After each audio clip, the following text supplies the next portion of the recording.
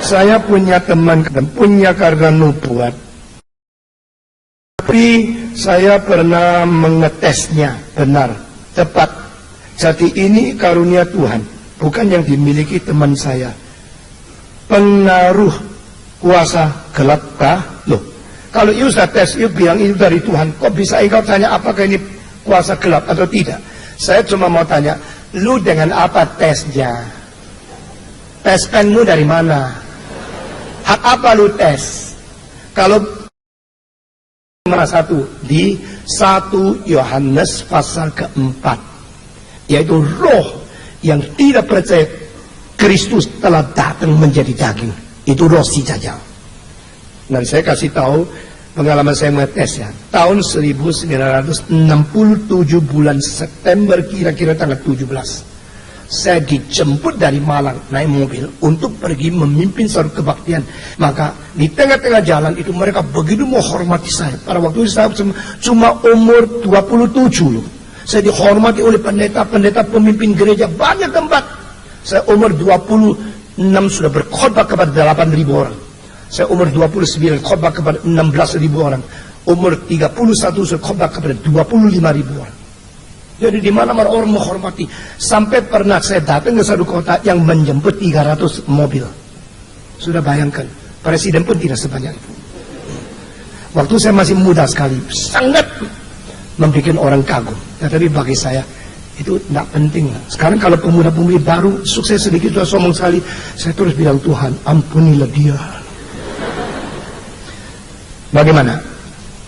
Tanggal 17 September itu saya di tengah-tengah jalan, Pak Om, kami menghormati engkau, ini malam ada satu kebaktian khusus dan kita baru ada pengalaman.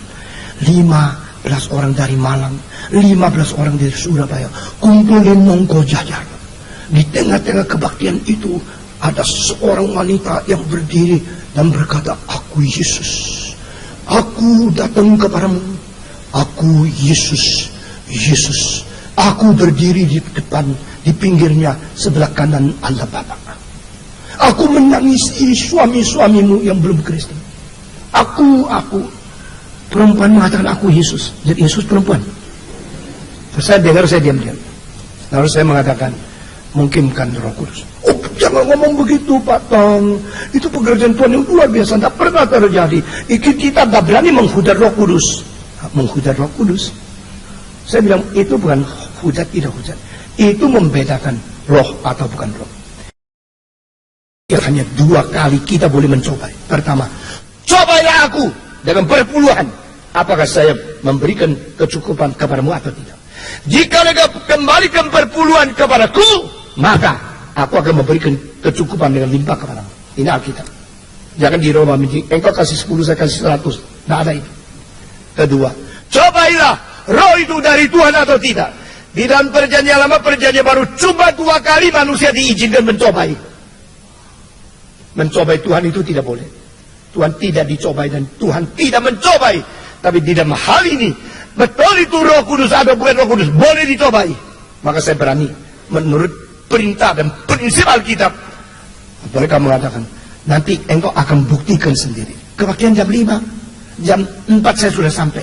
Setengah 5 ada kebaktian doa di konsistori. Waktu itu pendetanya masih tunggu, tapi kelompok ini dari awam doa dulu, ajak saya doa. Dia mau saya lihat bagaimana Roh Kudus bekerja. Lalu kita berdoa untuk kebaktian ini, berdoa untuk orang belum Kristen, berdoa untuk firman yang disampaikan, berdoa sampai separuh. Mendadak seorang perempuan 40 lebih berdiri. Aku datang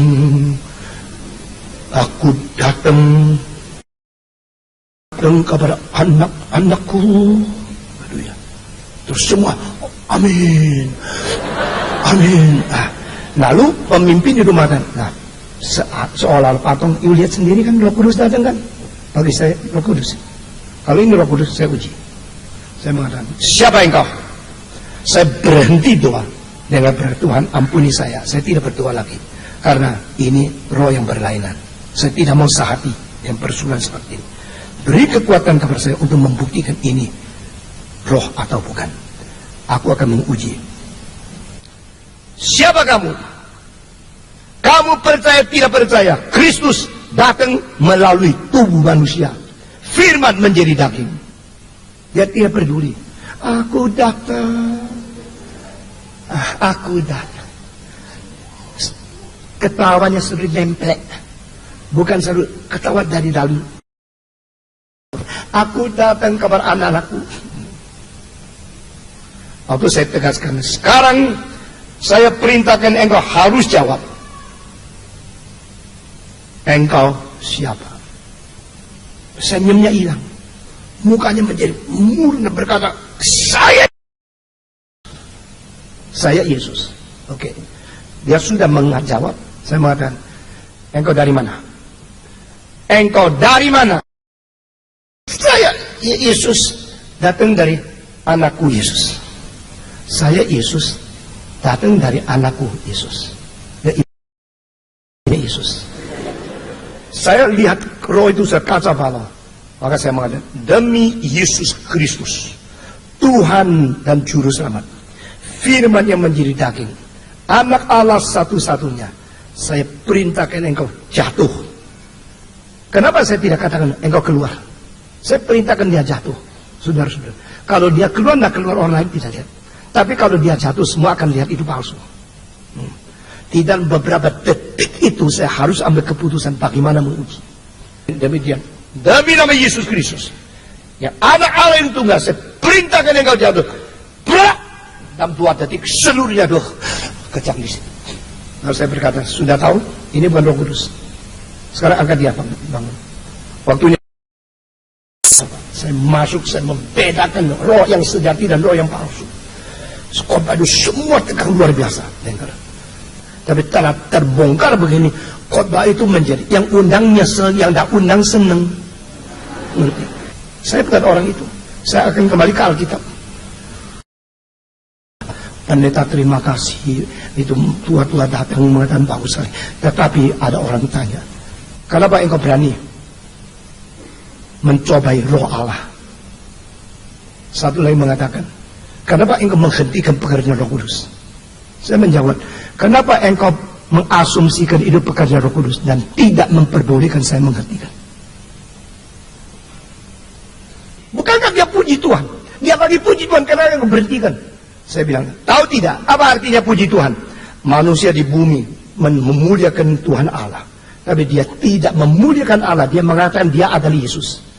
Alkitab tidak pernah Yesus memenuhi seseorang pakai mulut seseorang, aku Yesus. Petrus tidak, Paulus tidak. Ini ajaran berlainan yang akhir ini masih tidak sadar. Semenjak hari itu gereja pecah menjadi 3. Yang ternyata salah, mereka akhirnya tidak lagi mempengaruhi dan tidak bisa lagi mengaruhi. Mereka keluar bikin kelompok sendiri. Yang kedua adalah yang mengatakan betul-betul apa yang berani sekali. Sekarang kita baru tahu apa yang mesti. Nah satu lagi, kacau nggak tahu yang mana benar. Lihat pimpinan Tuhan lagi ya. Begitu. Saudara-saudara, di mana pasti akan mengakibatkan 3 macam. Yang setuju, yang lawan, yang nunggu. Ini sudah 38 tahun yang lalu, tahun 67. 2 tahun lagi peristiwa sudah 40 tahun. Saudara, apakah pasti kalau selama 38 tahun ini ada rubah sikap? Tidak, sama. Dari permulaan tegas. Ini cara Roh Kudus, ini prinsip, ini kitab suci, nggak boleh dipermainkan. Sampai sekarang sama. Dan apakah itu engkau menghujat Roh Kudus, engkau menghina Roh Kudus? Kalau saya menghujat Roh Kudus, menghina Roh Kudus, yang saya khotbahkan apa? Kuasa yang mendampingi saya kuasa apa? Kuasa setan. Begitu membuat expository ayat demi ayat, tidak ada satu ayat yang saya loloskan supaya manusia mengerti firman Tuhan yang sesungguhnya. Saya bukan membawa Anda kembali kepada Alkitab seperti apa yang dikatakan Paul saja. Karena banyak orang mengatakan dia juga membawa orang kembali kepada Alkitab, tapi tidak cukup. Alkitab, kembali ke Alkitab bisa menjadi metode, bisa menjadi Wesleyan, bisa menjadi radikal, bisa menjadi apa. Kembali ke Alkitab, lalu di dalam Alkitab menemukan fokusnya adalah teologi, kedaulatan Allah. Itu reform theology. Jadi apa yang saya kerjakan zaman ini harus mengetahui dan harus mengerti bagaimana menilai, sehingga tidak kejebak ke dalam